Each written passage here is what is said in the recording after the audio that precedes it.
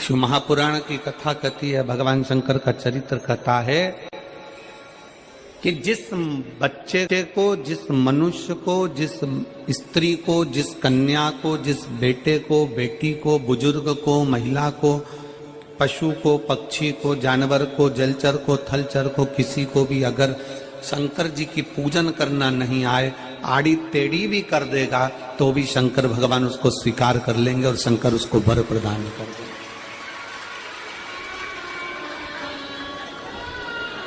शिव उसकी पूजन को स्वीकार कर लेते, शंकर भगवान उसकी पूजन को स्वीकारते।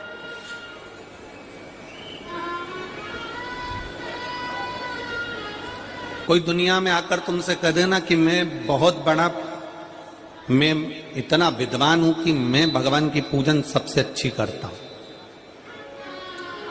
अगर कोई तुमसे आकर कह दे कि मैं सबसे ज्यादा विद्वान हूं, शंकर जी का अभिषेक मैं बहुत अच्छे से करता हूं।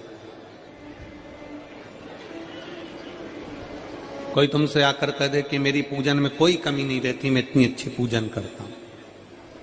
कोई विद्वान से विद्वान व्यक्ति भी आकर तुमसे कह दे कि मैं शंकर जी का अभिषेक इतना विद्वत्ता में कराता हूं कि मैं शंकर जी की आराधना सबसे श्रेष्ठ कर सकता हूं, तो मान लेना कि शिव मिल नहीं सकते, शंकर नहीं मिल सकते। शिव जी की पूजन वही स्वीकार है जिस पूजन में थोड़ी सी कमी रह जाए। पूजा की थाली लगाकर पशुपति व्रत करने के लिए तुम मंदिर में गए, पूजा की थाली लगाकर तुम शंकर जी के मंदिर में पूजन करने के लिए गए, 16 सोमवार की पूजन कर रहे थे, संकट सोमवार की पूजन कर रहे थे, सोमवार का पूजन कर रहे थे, प्रदोष का पूजन कर रहे थे, सोमवार की अष्टमी का पूजन कर रहे थे, शिवरात्रि का पूजन कर रहे थे, सावन महीने का पूजन कर रहे थे।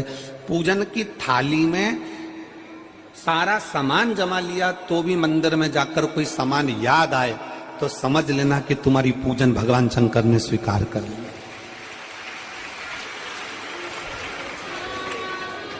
और मुझे विश्वास है मेरी जीजियों पर, मुझे विश्वास है मेरी बेटियों पर, मुझे विश्वास है मेरे बेटाओं पर और मेरे जीजाओं पर। मेरी जीजियों ने, मेरे जीजाओं ने, मेरी बेटियों ने कभी तो मंदिर में पूजन करी होगी। बोलो करी कि नहीं करी किसी मंदिर में जाकर पूजन? जम के बोलो जरा, करी है ना? और आपकी पूजन की थाली में, आपके पूजन की थाली में कुछ ना कुछ कमी तो रही होगी ना। कभी माचिस रह गई, कभी दिया रह गया, कभी अगरबत्ती रह गई, कभी कंकु लाए थे कंकु रह गया, कभी चंदन रह गया, कभी कोई जनेऊ रह गया, कभी सुपारी रह गई, कभी कोई प्रसाद रह गया।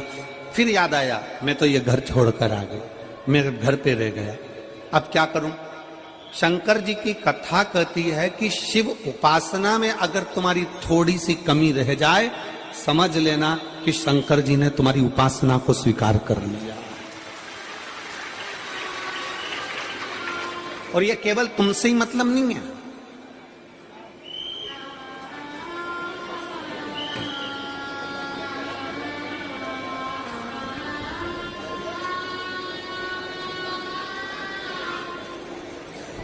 केवल आपसे मतलब नहीं है कि आपकी पूजन में ही उपासना में कमी रह जाए। ये शंकर भगवान का वर है, ये शिव जी का वर है। किसको? भगवान नारायण को। जिस समय पर नारायण ने संकल्प लिया था कि सावन के महीने में 108 कमल के पुष्प रोज समर्पित करूंगा। सुनिए कथा सबने, 108 कमल के पुष्प भगवान नारायण ने संकल्प लिया कि मैं भगवान को रोज दूंगा। रोज 108 कमल के पुष्प मंगवाते देते। सावन का आखिरी दिन था,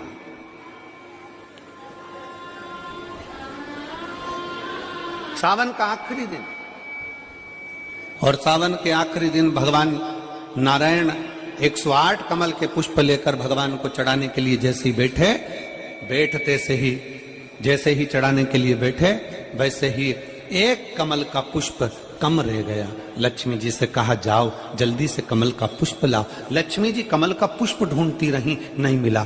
सब दूर देखा, सारी जगत में देखा, पर कमल का पुष्प लक्ष्मी जी को नहीं मिला। लक्ष्मी जी को कमल का पुष्प नहीं मिला।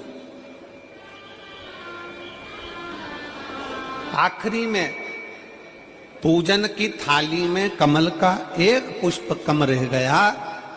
भगवान नारायण ने अपना आंख निकालकर भगवान शंकर को समर्पित कर दिया। क्या निकालकर समर्पित करी? अपनी एक आंख। और जब भगवान ने अपनी एक आंख निकालकर भगवान को समर्पित करी, उस दिन का नियम है आज तक, अगर पूजन की थाली में कोई कमी रह जाती है, पूजन में कोई कमी रह जाती है, तो एक आंख मतलब आखा चावल। आखा चावल जानते हो आप लोग? जम के बोलो जरा। आखा मतलब पूरा। हम आंख तो भगवान को नहीं दे पा रहे इस संसार सागर में, कलिकाल में।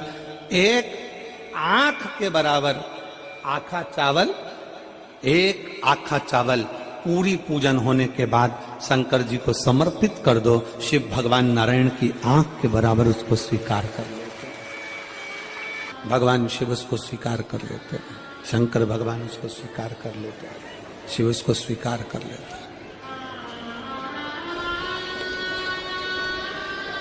भगवान नारायण ने एक आंख भगवान शंकर को दे दी।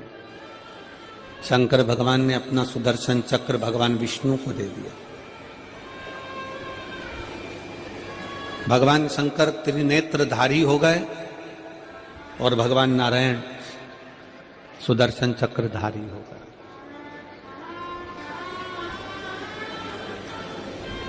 सुदर्शन चक्रधारी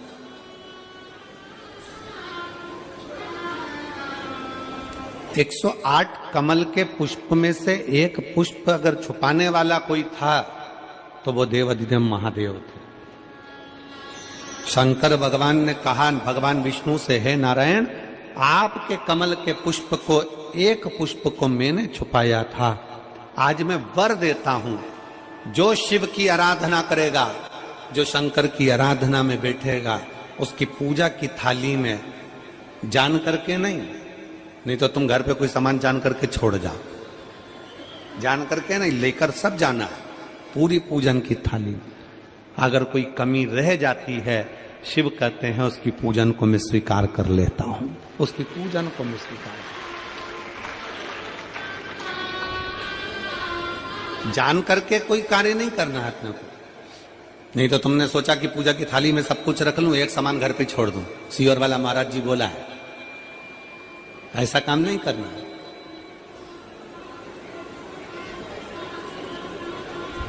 कई लोग जान कर जब घर से निकलते हैं तो कोई शुभ शकुन करना रहता है तो जान करके शुभ शकुन करते हैं। गाय को घेर के लेकर आएंगे, बछड़े को घेर कर लेके आएंगे कि आज ये जा रहे हैं तो इनके सामने से दूध पीती हुई बछड़ा और गाय निकलेगी तो शुभ शकुन होगा।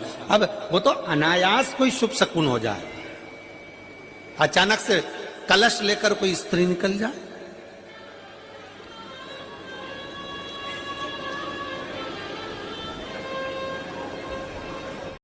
ओम नमः शिवाय, श्री शिवाय नमस्तुभ्यम। स्वागत है आपका शिव शक्ति आस्था चैनल पर। तो दोस्तों आज हम बात करेंगे 7 जनवरी मंगलवार के उपाय के बारे में। तो दोस्तों मंगलवार के दिन कौन सा उपाय करना है, कैसे करना है और कब करना है, इसका शुभ मुहूर्त क्या है, कितने समय इस उपाय को करना है। तो दोस्तों ध्यान से सुनिए इस कथा को।